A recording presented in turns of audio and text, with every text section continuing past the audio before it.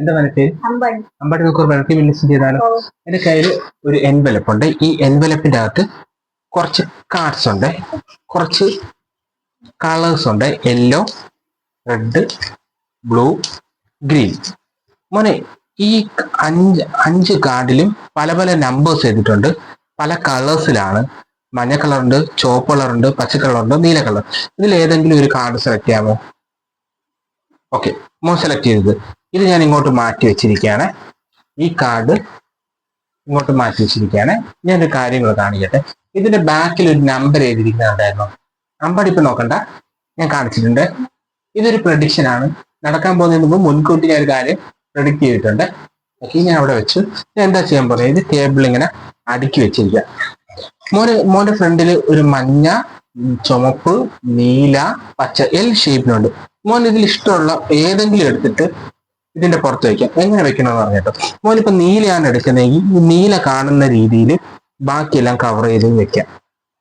ഇപ്പൊ ചുവപ്പാണ് എടുക്കുന്നതെങ്കിൽ ചുവപ്പ് കാണുന്ന രീതിയിൽ ഫുള്ള് ഇതില് എല്ലാത്തിലും അടുക്കറി. ഈ മോന്റെ ഇഷ്ടത്തിന് അടുക്കാം. ഏത് വേണമെങ്കിൽ പച്ച ഇതിൽ വെക്കാം, അതിലേക്ക് ഏതിൽ വേണമെങ്കിലും വെക്കാം, മോന്റെ ഇഷ്ടത്തിന്.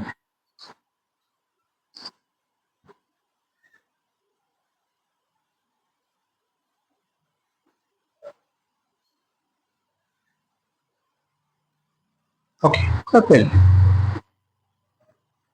അത് വേണമെങ്കിൽ അങ്ങോട്ടും ഇങ്ങോട്ടും മാറ്റിയും വെക്കാം കേട്ടോ, മോന്റെ ഇഷ്ടം.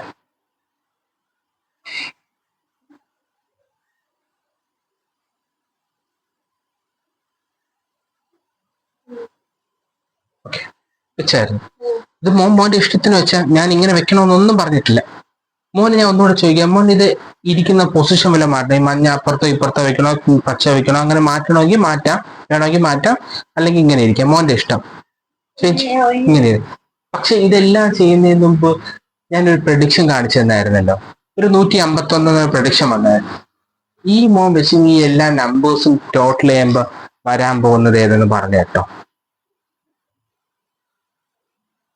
ആദ്യത്തത് 38, രണ്ടാമത്തത് 63, മൂന്നാമത്തത് 35, നാലാമത്തത് 15. 151 വന്ന് ഈ കണ്ട ബാക്കിലെ പ്രഡിക്ഷൻ 150. ഇതെന്താണെന്നറിയാം? ഇതിനെ മൈൻഡ് ഇൻഫ്ലുവൻസിങ് എന്ന് പറയും. ഇപ്പൊ അമ്പാടി ഇതിനെ കൊണ്ട് ഈ കാർഡ് അമ്പാടി സെലക്ട് ചെയ്യല്ലേ, പക്ഷെ ഞാനാണ് അമ്പാടിയെ കൊണ്ട് ഈ കാർഡ് സെലക്ട് ചെയ്തത്. ഇത് സെലക്ട് ചെയ്തതിന് ശേഷം അമ്പാടി ഏതിൽ വെക്കണമെന്ന് ഞാൻ അമ്പാടിയുടെ മനസ്സ് ഇൻഫ്ലുവൻസ് ചെയ്ത് അമ്പാടിയെ കൊണ്ട് ഓരോത്തിലും വെച്ചതാണ്. പക്ഷെ അമ്പാടി വിചാരിച്ച് അമ്പാടിയെ ചെയ്തു, പക്ഷെ അമ്പാടിയുടെ മൈൻഡ് ഞാൻ കൺട്രോൾ ചെയ്ത് അതിൽ വെപ്പിച്ചത് കൊണ്ടാണ് എനിക്ക് ഇങ്ങനെ ഇത് രണ്ട് മാച്ച് ആയിട്ട് വന്നത്. Okay, thank you.